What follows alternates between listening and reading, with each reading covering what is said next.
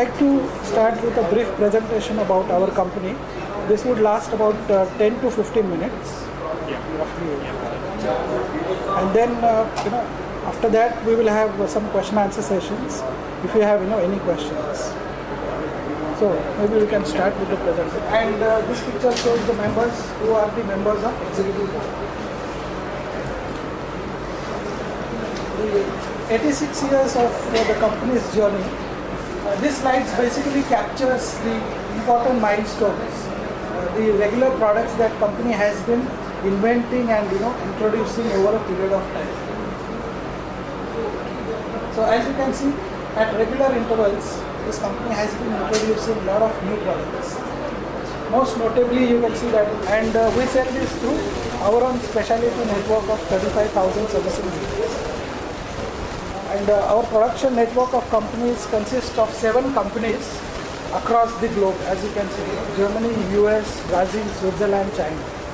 National companies are held through a structure of the holding companies.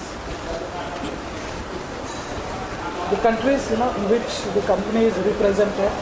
So in Asia, you can see we also have quite a strong representation: China, Hong Kong, Japan, Australia, Hong Kong, and New Zealand. The distribution structure: the 6 manufacturing companies supply the products to the distribution companies and sales companies, and the end customers receive the products through the servicing dealer network, 35,000 servicing dealers. This is the split of the employees by region. As you can see, Asia is relatively small compared to US and Europe, but this is also growing now very fast. Our product range: mainly chainsaws, power tools. This is where we are talking about construction. Then we have electrical power tools, cordless power tools, and the whole range of accessories that go with the products. Now within chainsaws, there is quite an extensive range of products, like professional and consumer series of products, and we also have special rescue saws which are used in rescue operations. Power tool selections is also quite a comprehensive range. As you can see, blowers, hedge trimmers, sprayers, pole pruners.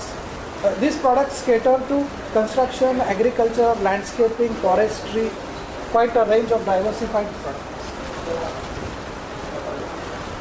Some more products. Some in Germany, the manufacturing plants in Germany. There are 7 plants within Germany.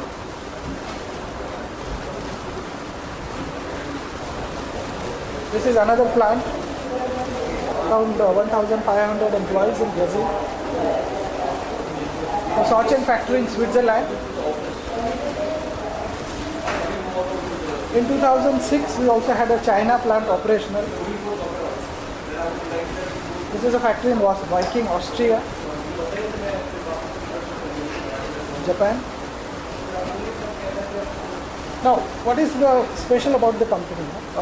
We always focus on the customer and not on competition, and come out with the products which fulfills the customer requirements. Our worldwide distribution network of manufacturing companies as well as sales companies, and a very high level of in-house manufacturing.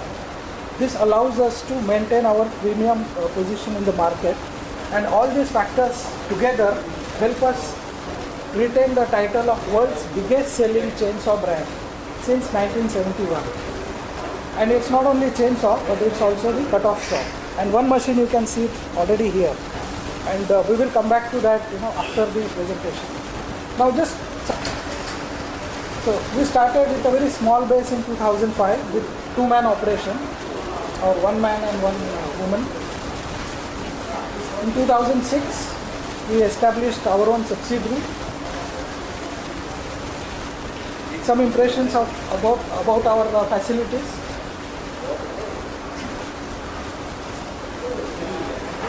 This is the product display room.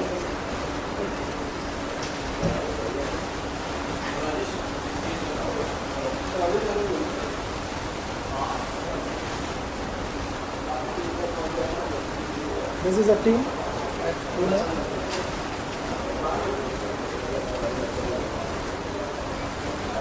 In India, who are our customers? Agriculture, plantations, construction, disaster management, rescue operations, and healthcare services. Quite diversified segment. Some of the key references, we are working very closely with the municipal corporations in all the major cities. This is the, our growing family of steel, employees and steel dealers. Some impressions about how steel dealerships look in the country. I don't know if you had a chance to look at some of them.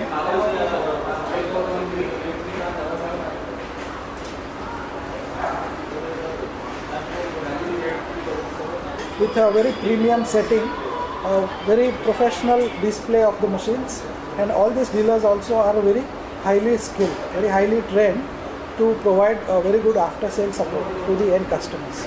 And company invests a lot of money and resources in developing these dealers. We regularly interact with those people for technical trainings.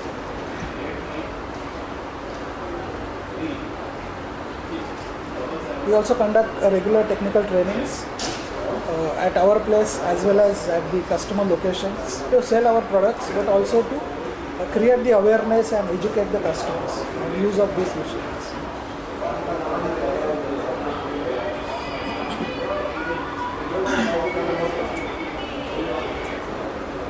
There were the accidents, train accidents.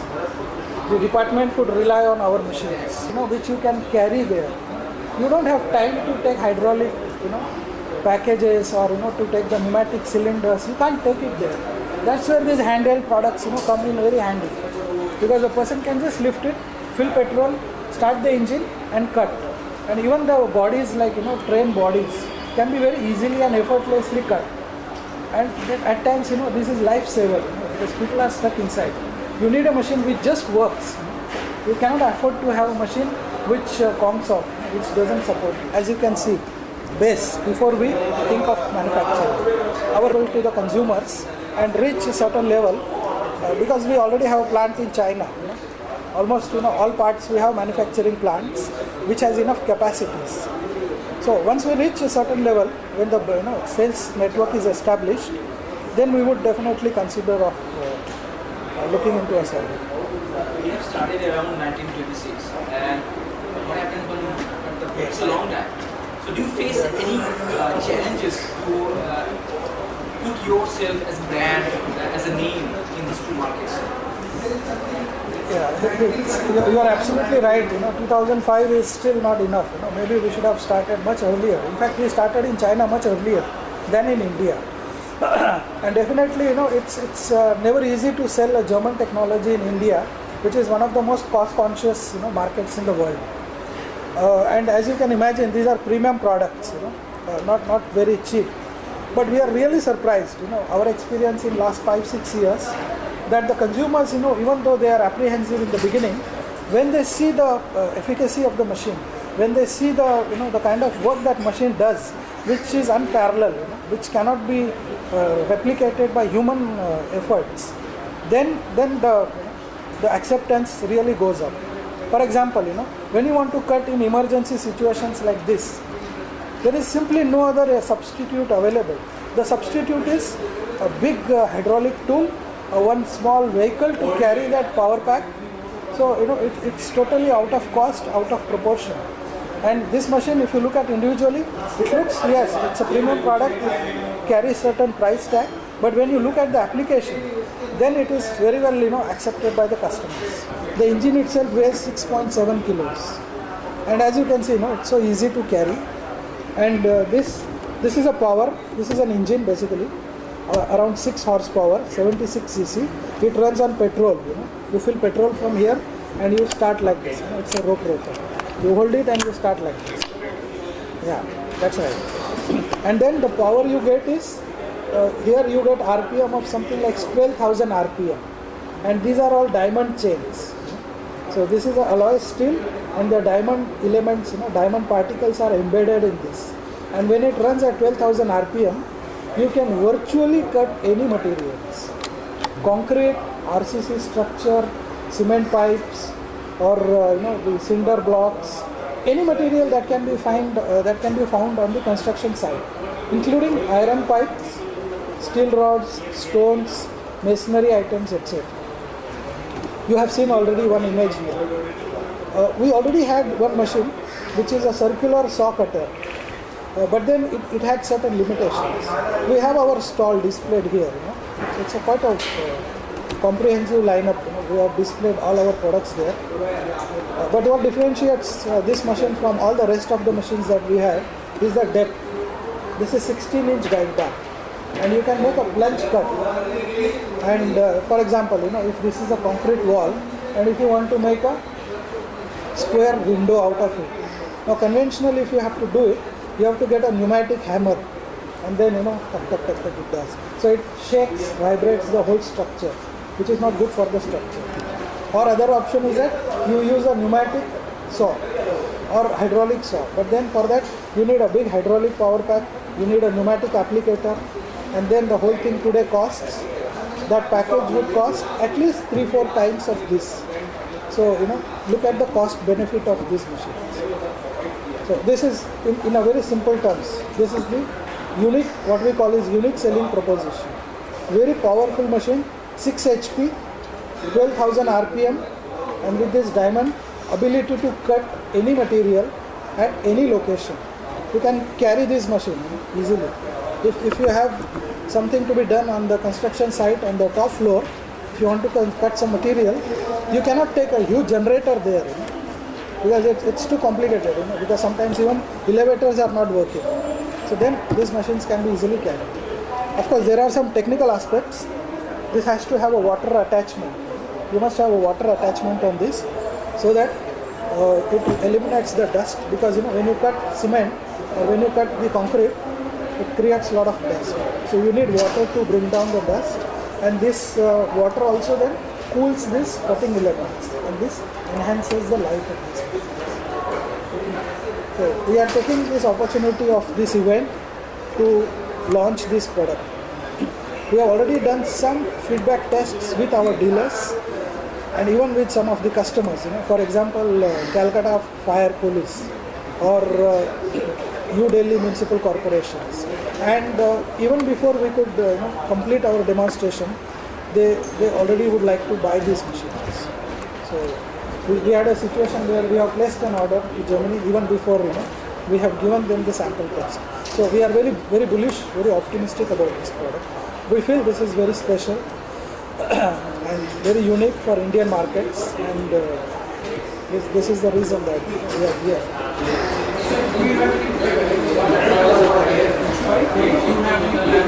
The product lineup of steel is more oriented towards traditional metals, more oriented towards United States and Western European markets. But we are increasingly seeing the distinctively different needs of our local consumers here. And as a technology company, as a leading company, we would definitely like to address this.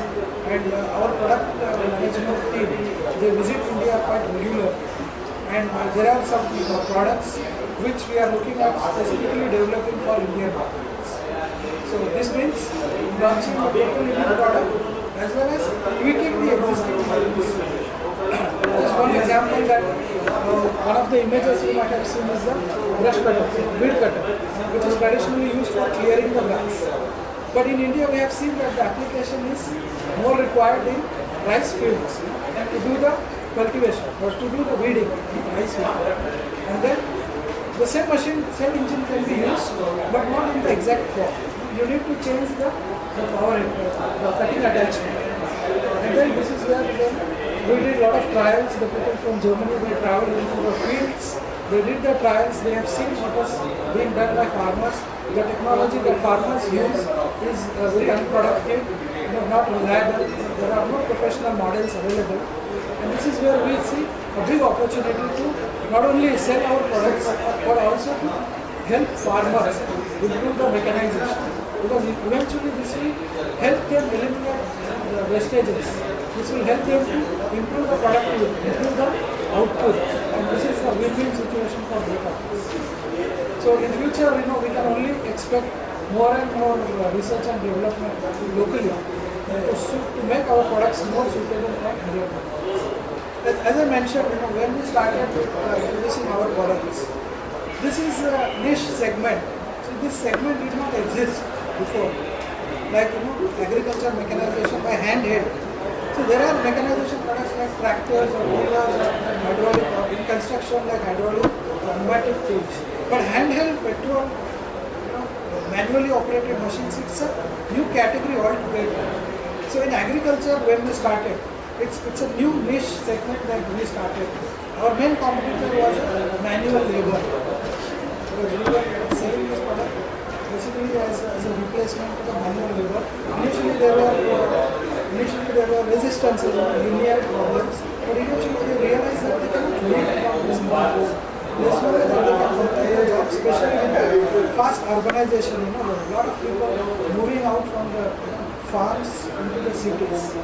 This is where eventually people realize. Coming back to your question of market size, my honest answer is that we still are not in a position to really figure out that what could be the market.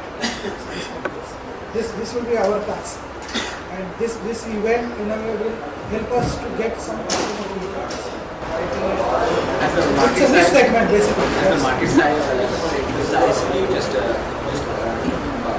so one thing is that in Asia you have like 13% of share. What is the share of the manpower? Manpower. So what do you want to see in the next 5 years in terms of that? Okay, there are two issues. You're saying the market share of Asia and also the labor share, because both must be seen together. See, today, the share of Asia in our global operations is less than 10%.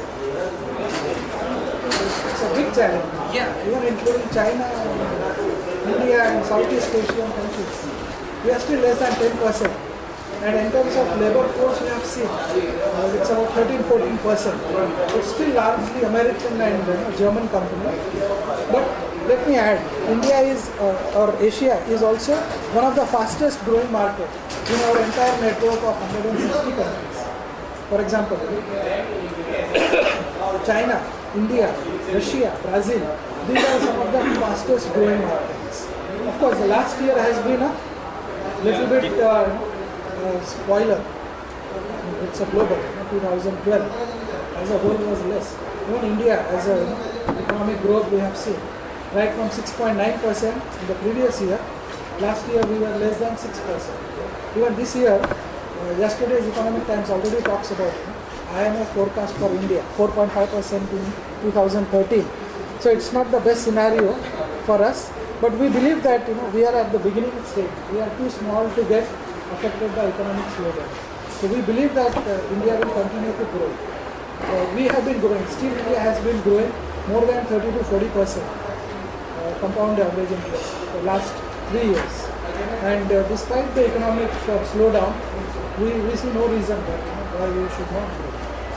China is definitely a big threat, and even we have already started facing this challenge. Especially India is a very cost-sensitive market. When you have a product available at a very cheap price, then the way the consumer thinks, the entire the dynamics changes, cost changes, everything. However, the good news is that in a high technology products like this, here Chinese suppliers cannot supply. This is really a top end technology.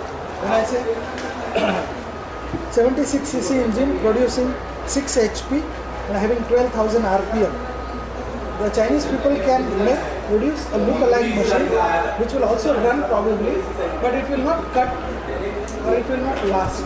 If you cut the same way, that machine will not have the life like this. Steel is the only company in the world which gives in writing the guarantee that we will supply the spare parts and service the machine even 10 years after the machine is discarded. 10 years after, even if the company tomorrow decides to close this product and start another product. So that's the kind of guarantee that we have. But yes, China is certainly a threat. How to manage to do that and what is the timeline? The way to manage it, because steel, as you have seen, it has a very well developed production facilities. We have 7 manufacturing plants, United States, Brazil, Germany, Austria, Switzerland. Seats or these, six? Seats manufacturing. 6 manufacturing plants across in 6 countries. The total number of manufacturing plants will be more because in Germany itself we have 7 plants at different places, and we are 86-year-old in this business, so we have enough know-how. We are the world's largest manufacturer in this category, so we have enough know-how and technology to ensure that we produce the engines on the same platform, so that we can standardize and also ensure that most of the parts still remain on the same platform. So this is our technical competence which has been developed over last so many years. That allows us to ensure the supply chain available. What about the emission regulations? Do they apply to this or? Absolutely. Still, even in India, in fact, these machines are produced in Germany and sold in markets like United States, France, Germany, Italy, which are very well developed markets as far as the emission regulations are concerned. United States and Western Europe has the most stringent emission norms like Euro 4 standards. So this machine already fulfills those requirements. This machine, the retail price would be somewhere around 1.85 lakhs. All our products are defined under different categories. Some comes under agriculture category, some come under industrial category, some come under power tools category. So this ranges from I would say from 14% to 26% in that range. It's below 29. It's below 20. Yeah. It's not restricted. Standard.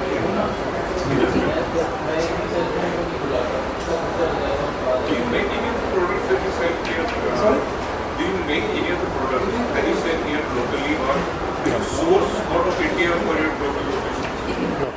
We have started looking at it, but yes, no sir. Our China plant is recently commissioned last year, and it's quite a big facility, and they also have a global sourcing center. And actually makes 7 manufacturing locations. That's right. R&D sector. Sorry? R&D sector. R&D center? Not yet, but we have some engineers who work on collecting the market feedbacks, and they interact with Germany, and at the moment this is only at that level. We have 44 employees directly employed with the company, and we have 175 dealers all across. 35% growth, is that India specific or global? India. What projects are you seeing in the current fiscal? Current for this year, we estimate to grow by 40% this year as well.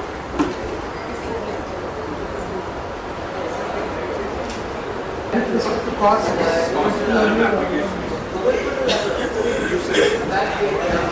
this is very obvious. We see this in the general discussions in the media.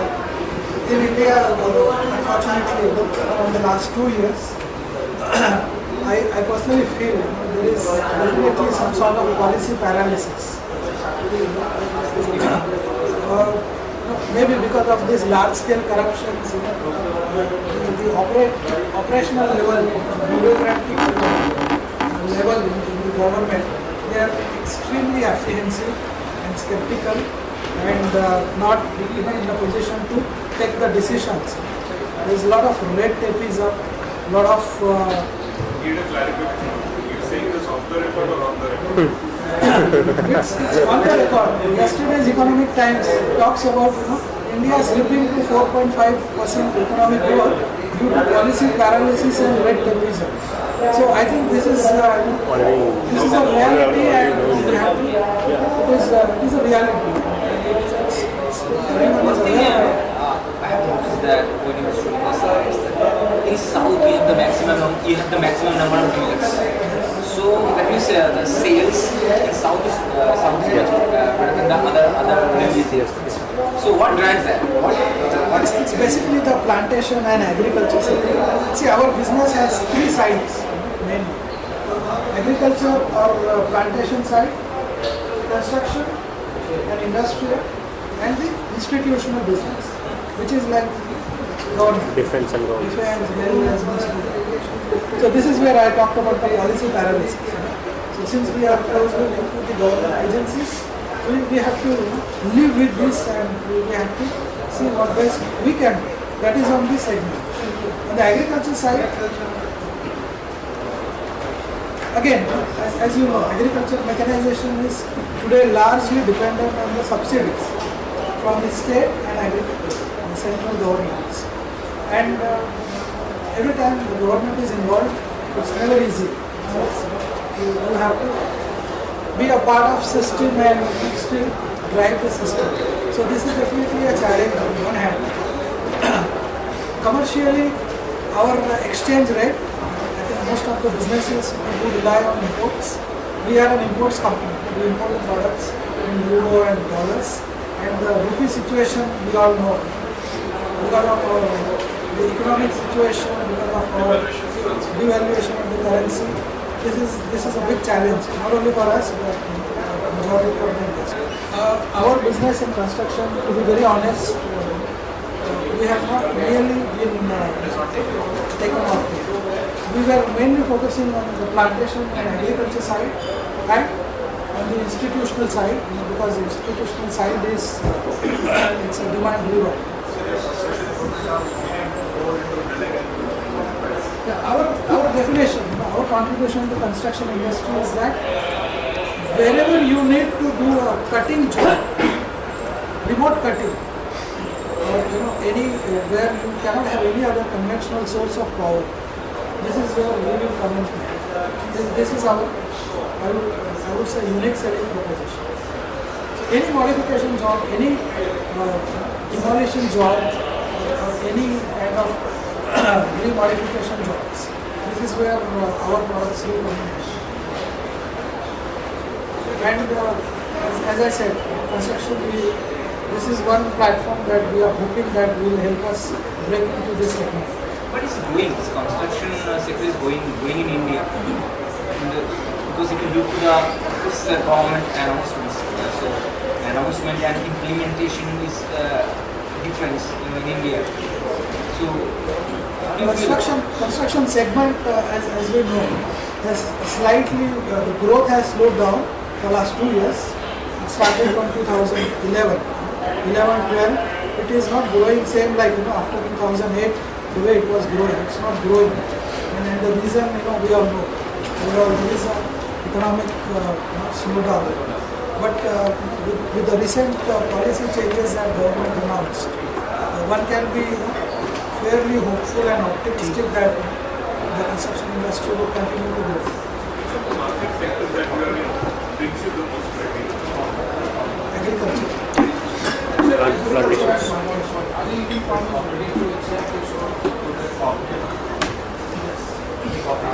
For the simple reason is that the manual labor is no more available. So there is a very fast status. And then we can see that our foreign reserves, or the foreign deposits will further dry down. Today they are still optimistic. They are still. Chidambaram has recently made an announcement that he is committed to reduce this diesel subsidy or farm subsidy or cooking gas or this kind of subsidies. They have to take tough steps to bring down the fiscal gap and invest more in the infrastructure. Today, no company is willing to come forward in infrastructure because of the PPP model. It's not viable today. We have seen the GMR and all the big construction infra companies, they want to get out of the business because they have not even earned their money. They have invested in big airport projects or big highway projects, but they are not able to make money. This is where government has to step in and make sure that the policies or guidelines are in place here. The private companies are willing to invest. They want to invest because this is where the market is. So these are at a very broad level. I would say cut the subsidies, bring down the fiscal gap, invest more, make the infrastructure more remunerative where private participation can come in and reduce the red tapeism. Make it comfortable for foreign companies to invest. They want to invest. Don't close the door. As simple as that. Which sectors you're looking at in the launch of Two sectors mainly. One is construction, as I said, modification and demolition of the new erection, and second one is the disaster and fire services. Rescue operation. But in the construction sector, the way I think mechanization of labor is increasing very fast now. Indian construction companies are getting more modern, adopting more modern ways. This is basically to do with project execution on time. So I think your product is. I don't think you have any major competitor in this product Absolutely category right. in the construction sector. Yes, in this So particular how is the category, strategy for the construction sector? Let me just proactive, very professional, and very enthusiastic about this product lines. the processes of buying? They have, yeah, it's complicated. Yes. Yeah, but this is where we feel that education is also very important. So we have to continuously engage with the clients and educate them about these products. Wherever we have shown the actual demonstration of this product to the decision makers, then the decision is very clear. In their minds, they are very clear that they would like to buy these machines. And then irrespective, even if there are some other bidders from Chinese companies, then they would insist for a practical demonstration, and then it's very apparent that the Chinese machines cannot do the job that our machines can demonstrate. And this is where then we have a chance. In this case, as we also recently asked, there is no competition in India at the moment. There are one or two global manufacturers, but they are not in India yet. They cannot support the market the way we can. We have 175 dealers who are fully trained, who carry our spare parts. So there is only one American company, I don't want to name it. That company manufactures this machine, but the way in India anyone can get it is only through trader, who will only import it based on your requirement, and he will not even be able to guide you how to start the machine or how to service the machine. So we see that Without support.